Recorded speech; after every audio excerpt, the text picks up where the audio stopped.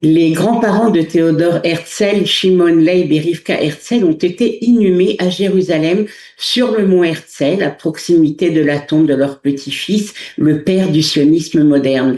Cet événement est l'aboutissement de plusieurs années de démarches conduites par la présidence de l'Organisation sioniste mondiale en coopération avec les autorités serbes et la communauté juive locale. Ce transfert avait été prévu depuis plusieurs années, mais il avait été reporté à plusieurs reprises en raison de la situation sécuritaire. Alors c'est un événement hautement symbolique qui vient refermer l'un des derniers chapitres de l'histoire du sionisme.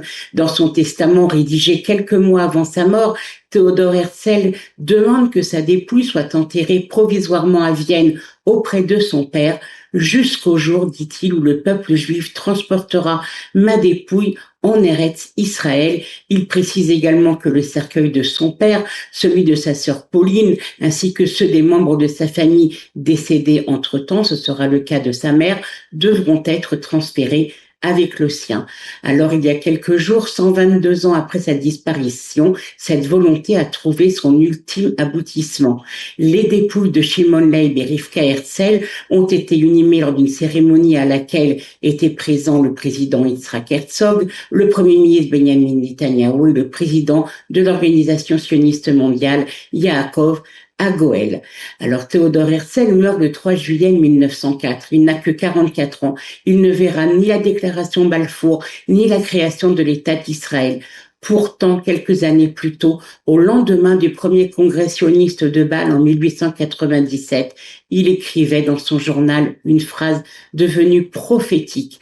À Bâle, j'ai fondé l'État juif. Si je le disais aujourd'hui tout haut, tout le monde rirait. Dans 5 ans peut-être, dans 50 ans certainement, chacun le verra.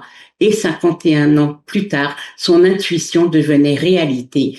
Le 17 août 1949, 15 mois après la naissance de l'État d'Israël, le premier volet de son testament est exaucé. Tout commence à Vienne, où une cérémonie d'adieu est organisée.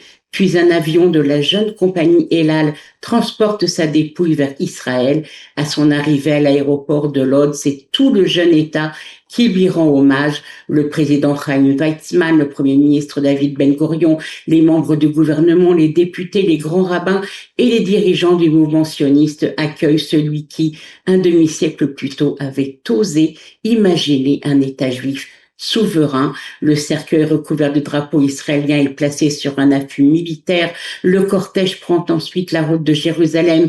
Des dizaines de milliers d'Israéliens sont massés le long du parcours. Beaucoup observent en silence, d'autres récitent des psaumes. Les radios retransmettent la cérémonie en direct. Et pour le jeune État d'Israël, il ne s'agit pas d'une simple réinhumation, c'est le retour de celui dont la vision a contribué à rendre possible la renaissance d'un État juif. Au sommet de la colline qui portera désormais son nom, Herzl est inhumé au cours d'une cérémonie nationale.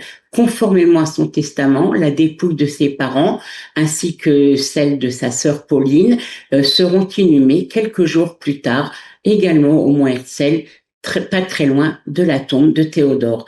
Mais l'histoire familiale ne s'arrête pas là. Pendant plusieurs décennies, une partie de la famille Herzl demeure enterrée hors d'Israël.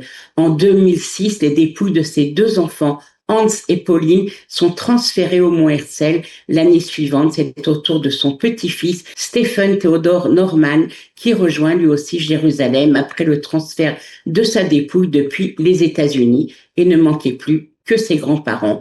Il y a quelques jours, leurs dépouilles ont été exhumées du cimetière juif de Zemun, près de Belgrade, où elles reposaient depuis près de 150 ans, dans le respect de la législation serbe et de la loi juive, en présence de représentants de l'Organisation sioniste mondiale, du ministère israélien des Affaires étrangères, de l'organisation Zaka et de la communauté juive locale. Avant leur départ vers Israël, la Serbie leur a rendu un hommage officiel lors d'une cérémonie d'État. Shimon Herzl était le gabbai de la synagogue du rabbin Yehuda Shlomo Al-Kalal à Zemun. Il faisait partie de ce cercle qui, dès le milieu du XIXe siècle, défendait déjà l'idée d'un retour en Eretz Israël bien avant que Théodore Herzl ne publie l'État juif. Et lors de leur rencontre à Budapest, Shimon évoquait ses idées avec son petit-fils et de nombreux historiens estiment que cette influence a contribué à nourrir la réflexion du jeune Théodore et a façonné en partie la vision qu'il développera quelques années plus tard.